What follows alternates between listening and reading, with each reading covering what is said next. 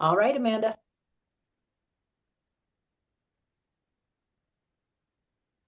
All right. Thank you guys for making it out today. I am Amanda Joyce, and I am a professor of psychology at Murray State University in far western Kentucky. We have beautiful weather today, so it's a good day to be able to snuggle in with some conference stuff. I hope that you guys are also having wonderful days. Um, Thank you, Julie, for getting this going.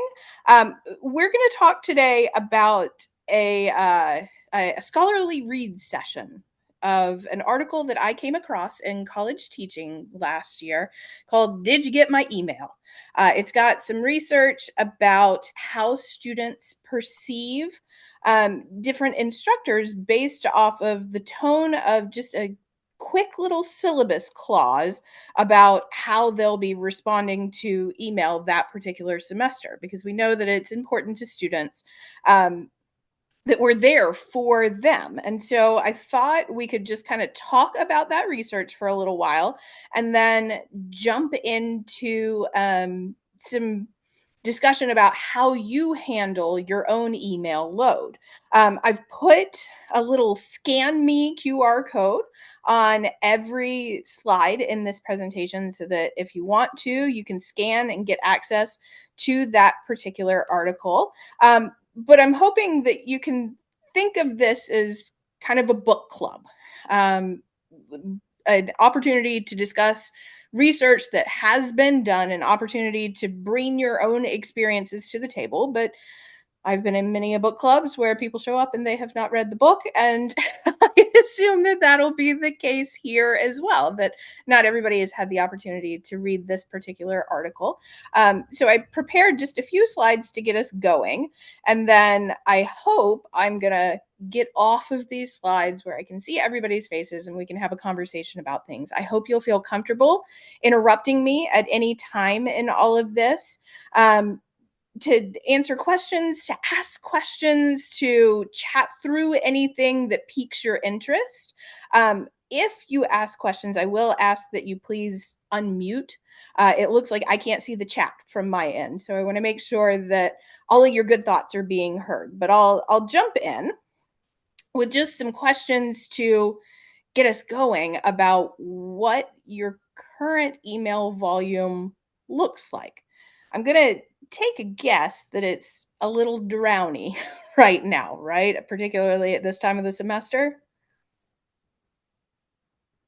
The only comment we have so far is from Todd that he's never a big fan of the respond within 48 hours except on weekends.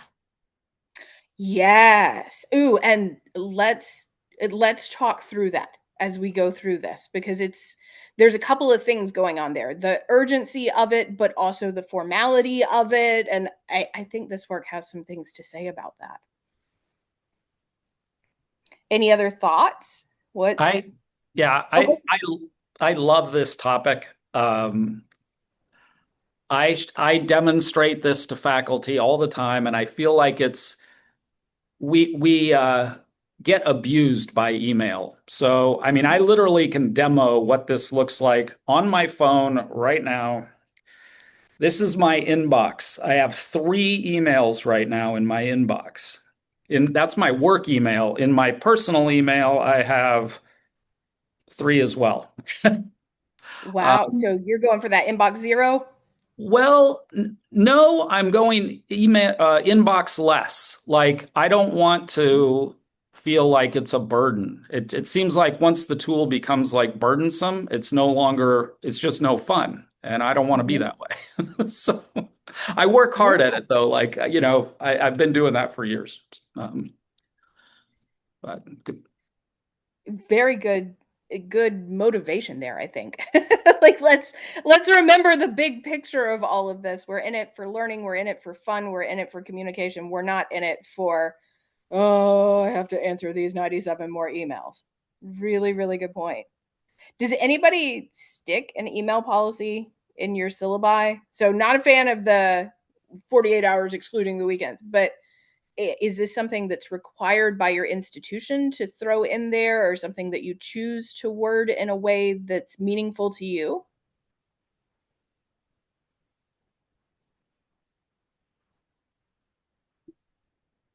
Hi, this is Claire from Trinidad. Um, and well, we don't, it's not a policy, but they do encourage us to include it in in our course outlines, just so Mhm. that, and our office hours, of course, just to let students know. So I would write the 48-hour policy, but I let students know that, you all overwhelm me with emails. So the probability of me responding to you in 48 hours, considering none of you read the course outline, it take a minute. Yeah. Yeah. And that's a really good point. Not all students are looking to other resources before they reach out directly asking questions about things. So are you seeing patterns in like who is reaching out? Is it undergraduate versus graduate, or primarily those lower level courses, or online versus in person? What's generating that load for you? So it's both in person and online. I don't have graduate student. We don't, let me take it back. No. My graduate students are the same. Because they want, and the graduate students are probably the worst because they want a response today for today.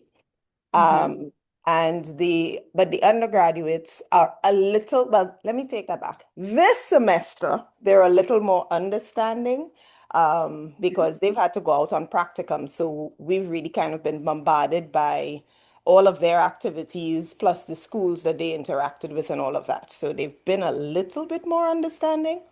But overall, everybody wants an instantaneous response. Mhm. Yeah. Yes, very much a pattern that I'm seeing too, that folks have gotten really used to that immediate reply, and it can be really hard to stay on top of that, right? So, Yeah, definitely.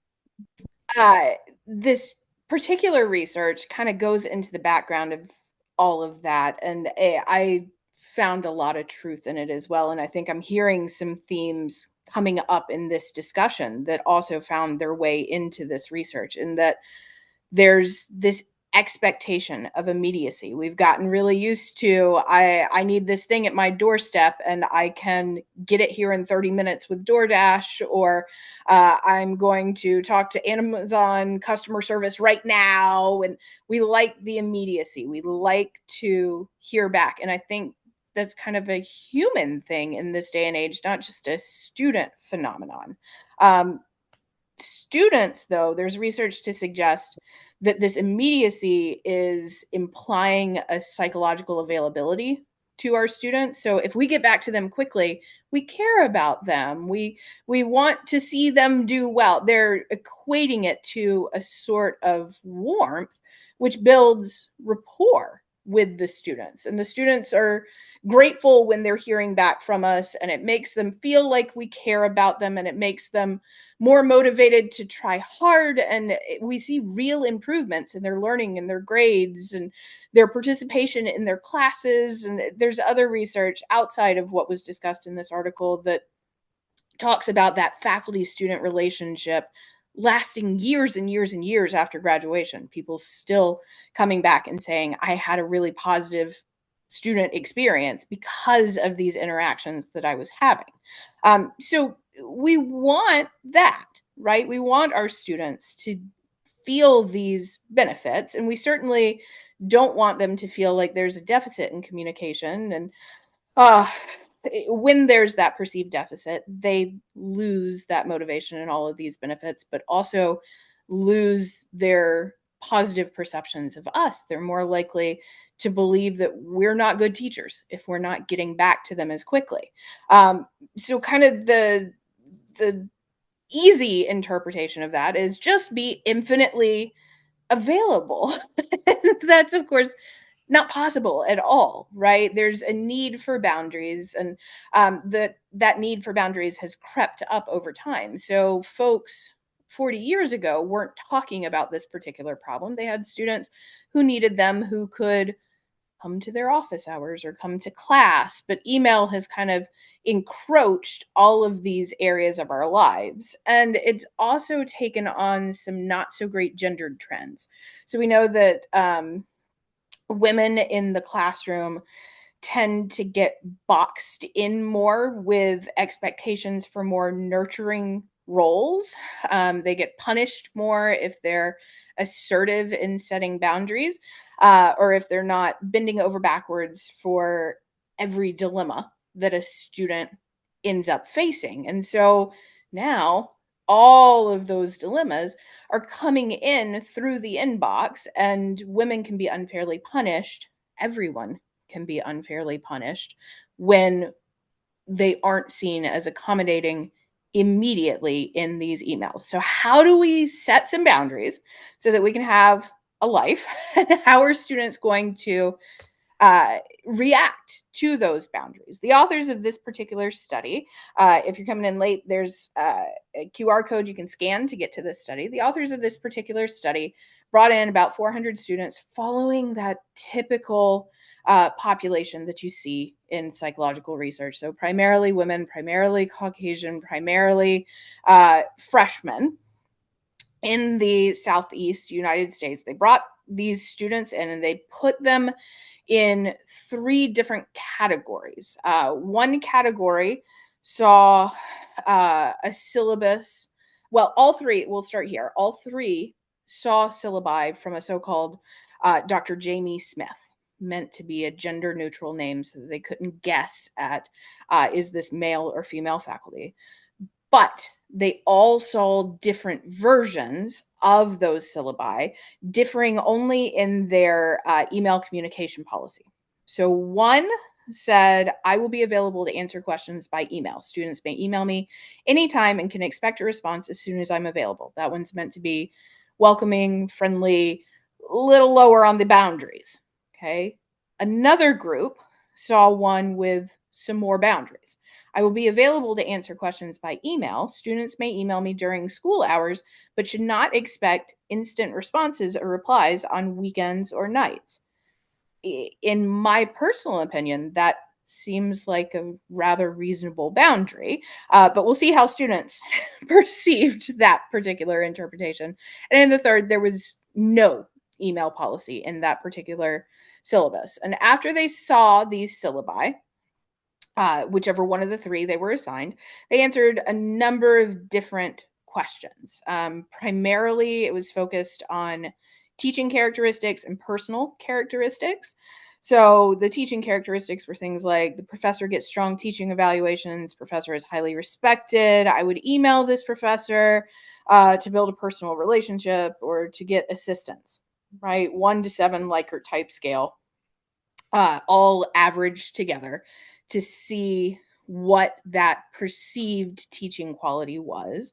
And then these personal characteristic qualities that were more personality based, warm, capable, trustworthy, outgoing. Okay. And these did pretty well statistically, and that they were hanging together with a reliable Cronbach's alpha.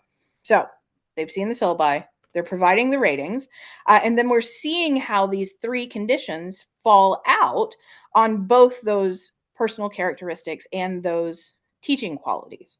I don't know if you can see my cursor here, but there are 3 different columns here to represent the 3 different syllabus policies. So this was the one that was like, hey, email me whenever.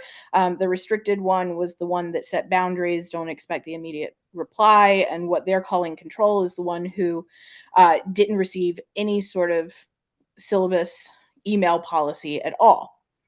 This restricted condition had not so great perceptions of these personal characteristics. So if you put a boundary in that syllabus email policy, students were saying, you're not warm, you're not friendly, right? But if you opened up and put fewer boundaries on your email time, you were perceived more positively. You were also perceived more positively if you just didn't bother to put the email policy at all. Very much the same pattern came about for teaching qualities. So you're perceived as a better teacher if you have that no boundaries policy, no policy at all, as compared to when you're setting those boundaries in that email policy. Now, admittedly, it's not a huge effect size. These differences are relatively small when you consider that they're on a 7-point scale, but they are statistically significant. There were differences in this group. The syllabus policy that folks put out changed these personal and teaching quality perceptions. Now, I thought this was pretty smart. The researchers did go and try to figure out, was any of this impacted by anything else? I'll focus here on that perceived gender. People weren't reading into gender in any of this. They assumed that this Dr. Jamie Smith was whoever they were, right? So relatively equal split between who thought it was a man or a woman. About a third of them said, I didn't even consider it. They didn't see any differences between the three conditions. So it wasn't more likely that somebody, for instance, thought that a man versus a woman was holding a stronger syllabus email policy boundary or anything like that.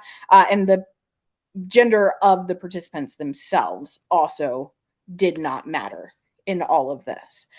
So what they're seeing is that it was just the tone of that policy that was impacting things. And they were saying, they made the argument that if you are offering up this friendly, welcoming policy, students who may be in their first year and may be nervous about reaching out for help may be more encouraged to reach out for that help. And if you're setting boundaries on your time, they may get frightened away from reaching out for that help.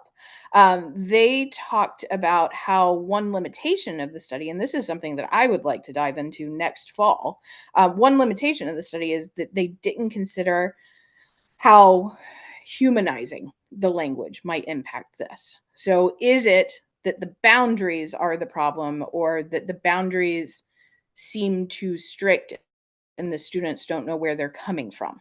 So you can say, I'm not going to respond in these after hours times, but maybe you word it as, I'm not going to check my email when I get home because I have family time, right? Does making yourself a human get a more positive reaction? Is this how we get around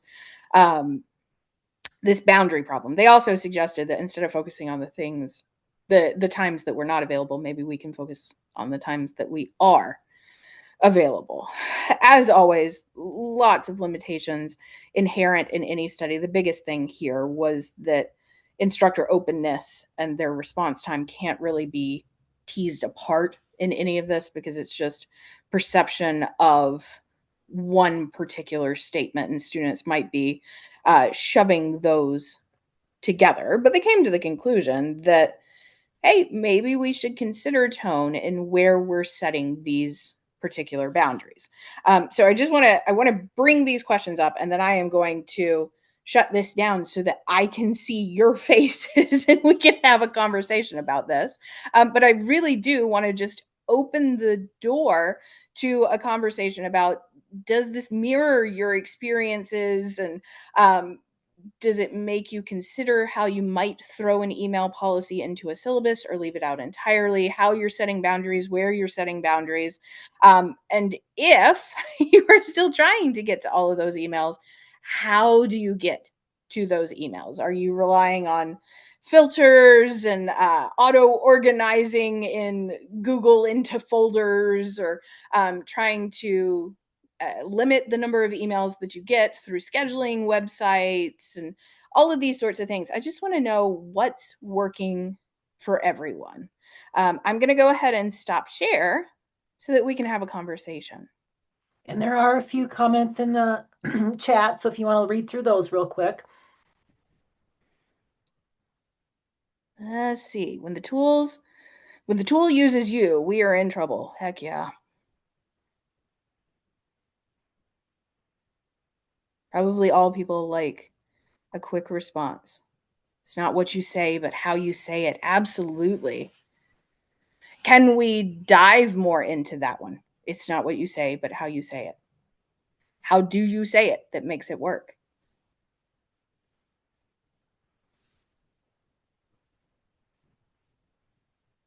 I mean, I have ideas. Waiting for others here, but I'll just go. So, one, uh, in 2026, uh, not 100% sure about the language around using email and an 18-year-old or whatever. There might be some disconnect in that space. And while we Mhm. may justify that by saying, in our experience, I'm 60 years old and I've always used email in my work, I'm not completely sure that students today are all that excited about some email policy because they thankfully are in other spaces where they're less one directional, Mhm. and I think one thing that's really helped us is adding a community forum, for example, to your whatever web tool you're using, allows students to ask a question that might be seen by other students who have the same question. And Mhm. thereby, the students are teaching the students, which is always better. Well, not always, but a lot of times better than the faculty teaching the students, right? So, um, except when that goes wrong. But things like Discord and other vehicles of communication that lay sometimes underneath all of our email etiquette policies and all that, those have probably helped us a lot in our amount of emails that we get as faculty or instructional design kind of people. Um, Mhm. but I think there's a lot of societal challenges in all this where, workplace, people used to go into the building for 8 hours a day. Now that's not so normal. And all, I mean, there's just a lot of things in our society that, I mean, junk mail, the whole thing where they had to make a law so people wouldn't send you all these wasteful things to your mailbox outside of your house. I mean, we're living that in email land right now, right? So, Mhm. kind of all these things overlapping, and it's pretty messy, It I think. is incredibly messy, but you've brought up a lot of really good points here. So, like, I really like the idea of opening up other channels. Have you had luck with that? Are students following through on that? Because I'm thinking about my own experiences opening up, like, here's an extra discussion board on Canvas. Everybody just dump your questions here, respond to one another. I'll give you some extra credit if you give a good response that answers a question. And students are still like, no, I'd rather send an email directly to you. Is moving to different channels working for folks? If I may add, so at my institution, we don't, so our culture is different because I come from the Mhm. Caribbean. So we have a totally different culture in terms of how we interact with the different tools. So the young people are on their phones constantly. So what Mhm. my institution decided is that we would create WhatsApp groups because they're all on WhatsApp.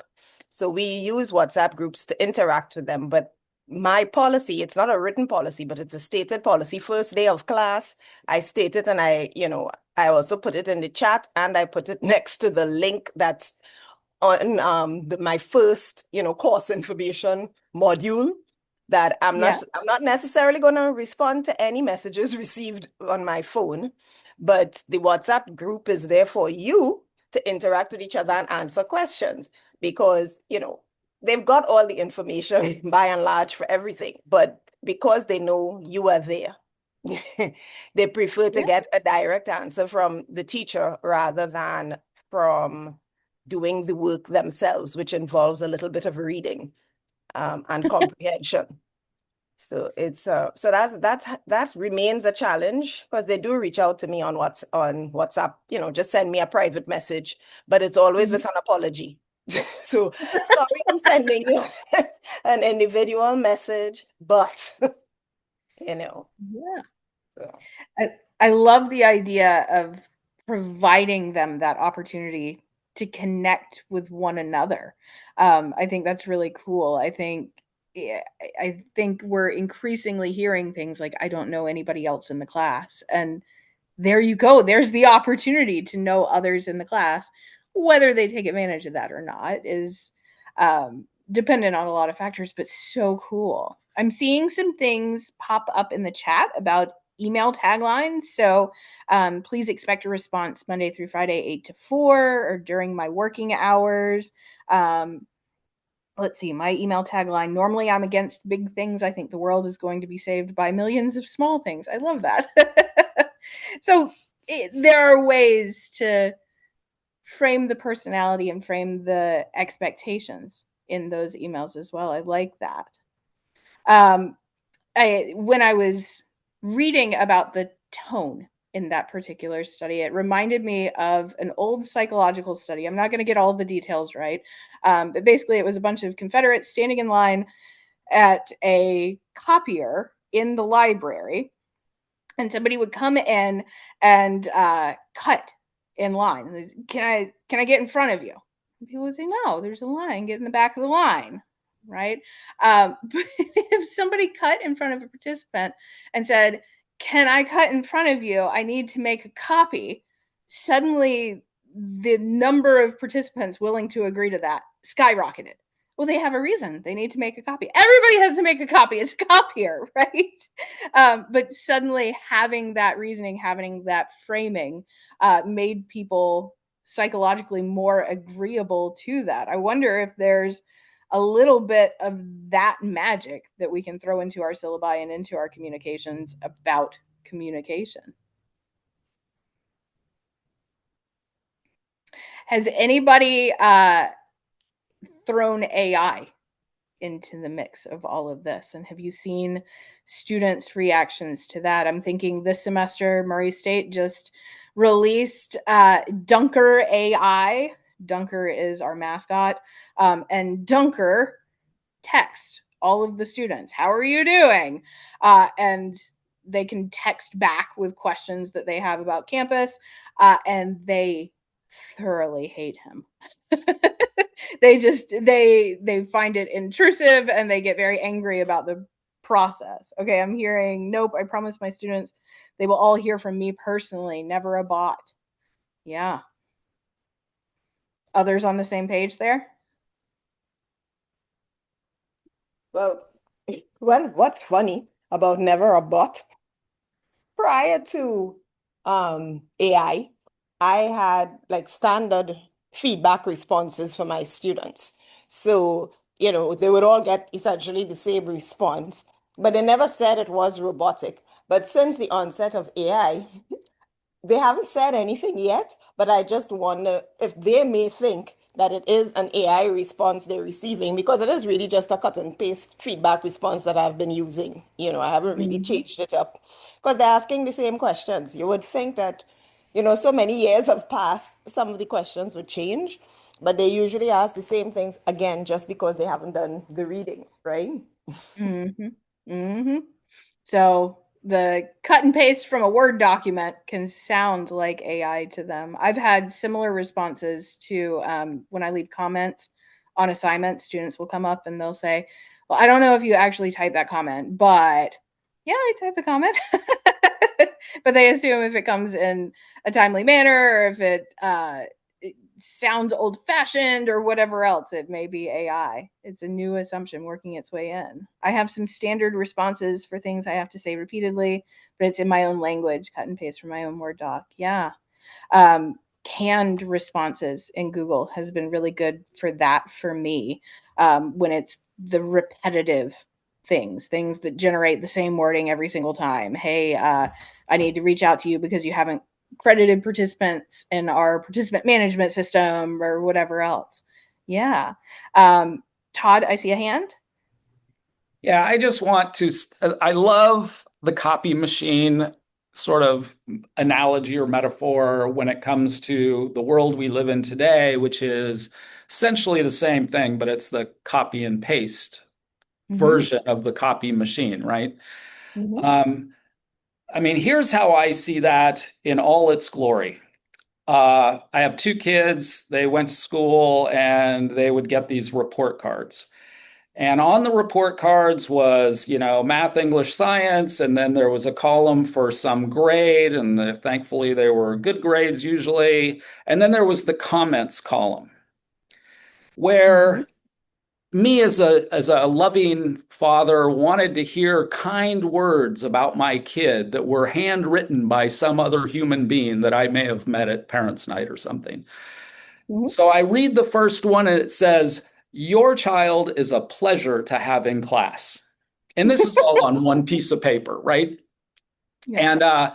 And then I look a little lower and there's maybe a blank line. And the next one is, "Your student is a pleasure, or your child is a pleasure to have in class." And then I look at the next one and it's like, it is so inhuman and I don't know. I just Mhm. fiercely despise that copy paste scenario. And I believe me, I know as somebody teaching 30 years, like I know as an English teacher in high school, there's a lot of feedback that happens in a classroom, right? Like and it can be overwhelming at times, for sure, especially these days. But man, it just takes to me, when I watch those kind of things on my kid's report card, or I get an email from the chancellor here at school that like literally has a date from 2 years ago on like a standard, "Welcome to the new school year. We're going to la la la la la." It's just like, This year is better than all the others because of oh this. my God. Come on. I'd rather have one sentence that was handwritten than 40 that were all copied and pasted. So yeah, I get bad vibes about that. Yeah. Yeah. And that I think is a fair reaction. I had a student come up to me after class in a big lecture class that I teach earlier this week. And he was talking about, I don't understand why there are students who play on their phones. Like, don't they know that they're paying for this class? He's an adult student, so he has different perspectives than a lot of the new first time freshmen who are enrolled in the class. But it led into a conversation about AI. And he was like, well, you know that AI, like, I love this class, but AI can do everything that you can do. And like, one, oh, that hurt. But two, I thought, what a sad experience that would be if we removed the role of an instructor, if we removed the humanity, the human connection that comes from having these classes, from the communication, from the discussions in class, from all of these wonderful things that, oh, I'm seeing the mistakes. Yes. The mistakes are so welcome right now. If somebody's got big typos, it's a human on the other side, and that's nice. Where are others standing in all of this?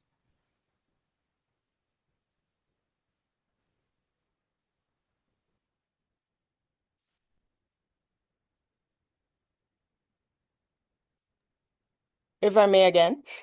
Sure. So with AI, it's very interesting. I'm not sure the school would allow it, but I've been dabbling with the idea of choosing a topic and just telling the students, well, teach yourself with AI and pretend like I'm not here, and then I'll give you a quiz at the end. Let's see how you do, because they do have that attitude. I don't need you in the classroom. Technically, we can do all of this on our own. But even when they use the AI for assignments, they're not using it effectively. So my students haven't started using Notebook LM yet, where they can do the podcasts and all of that.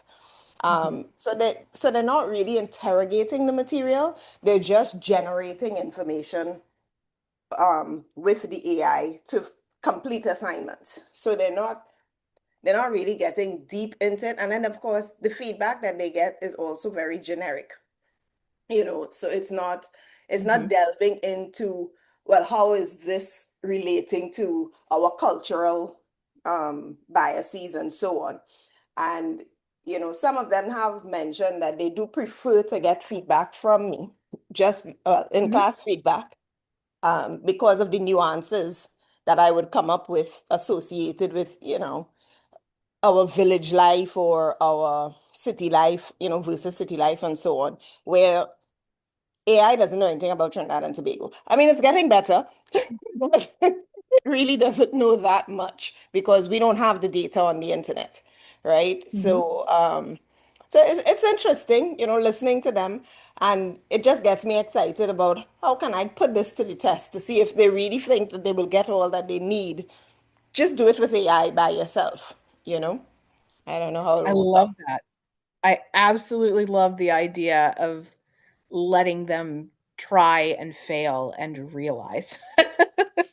That's such a smart strategy. Yeah. I'm seeing in the comments, I think I'm seeing papers where mistakes are inserted. So I think they'll wrote it, but the mistakes are weird. Oh. I am seeing similar things too, though. That they'll have AI write something and they'll run it through a humanizer. Oh, anything to avoid learning. Oh, it's so disheartening. So, what do we do to keep the human connection, but also keep our sanity? How can we set boundaries, but also let our students know that we care about them and that we care about their needs and care about their learning without going crazy?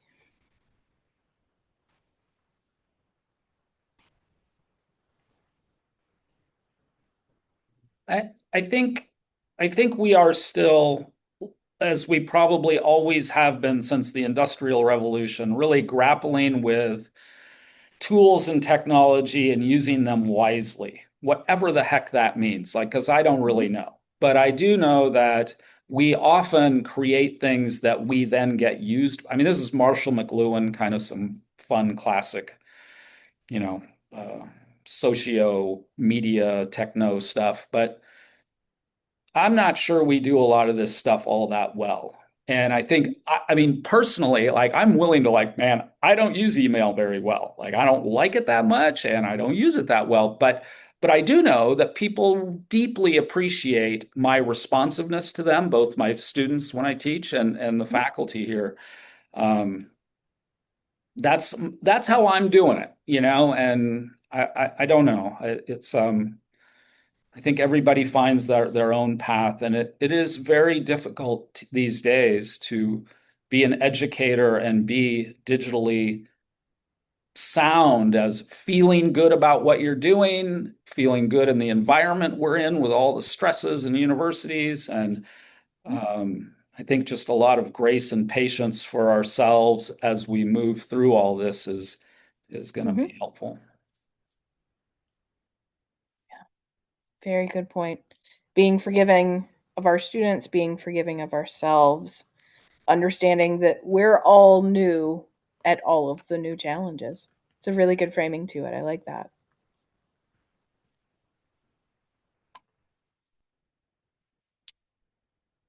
In class, asynchronous feedback seems to help with setting my boundaries, also encouraging use of office hours instead of email to really develop the human connection and communication. Love that. Yes, absolutely. It looks like Jennifer has her hand up. Ooh, go for it, Jennifer. Hi, you asked about humanizing, and I've tried something new this semester. Since I teach online exclusively, what I did Mhm. was for a minimal number of points, free points, very easy, meet your instructor, yay, and like a very cheerful message. And you don't have to know anything, just want to have a face-to-face for 10 minutes. Um, Not everyone complied. And I even said, this is the easiest 5 points you'll earn all semester. Um, Yeah. and not everyone complied, but most did. And mostly it seemed successful. And several students younger ones actually said, oh my gosh, thank you for doing this. Now I know there's a person there, which was my purpose.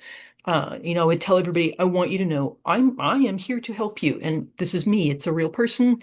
You will never hear from, AI. Every response in a discussion board and email will be from me. And it did seem to um, help um, bridge the gap of making it more personal. So we'll see if it mitigates complaints, but maybe it will because students don't feel connected.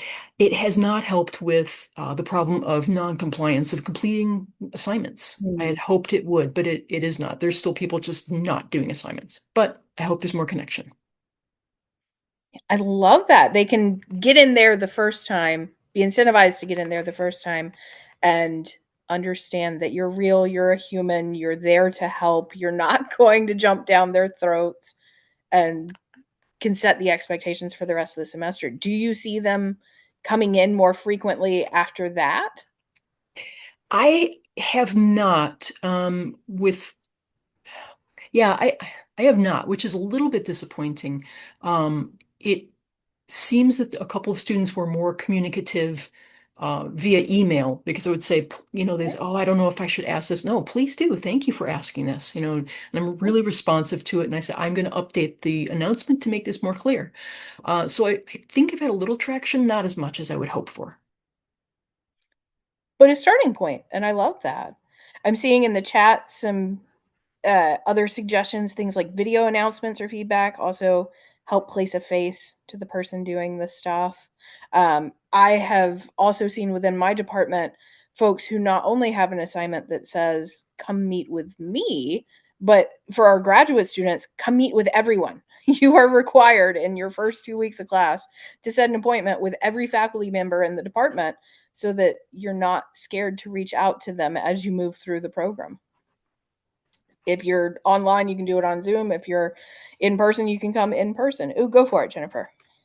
I see Todd's comment. I actually had a meeting after there was just so much non-compliance and turning assignments in with my chair and my dean. It was very friendly, interactive, and we were trying to figure out, how to fix the retention in the courses. And both of them suggested strongly that I do some video recordings of myself talking.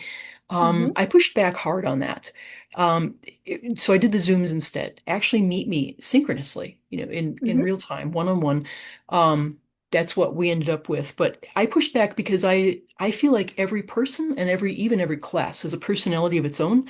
I don't have a canned message to give to every single person the same way. And I felt like that's what that would do. It just felt wrong. Huh.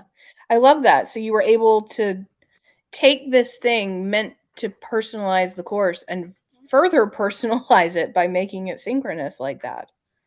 Yeah, Phenomenal. I try to do that, and what I'm toying with now is encouraging people to check in at some point. But I hate to simply incentivize it repeatedly because, after initially, because now people will just do it, 4 points as opposed to, hey, you haven't even met me yet. Come on in and meet me.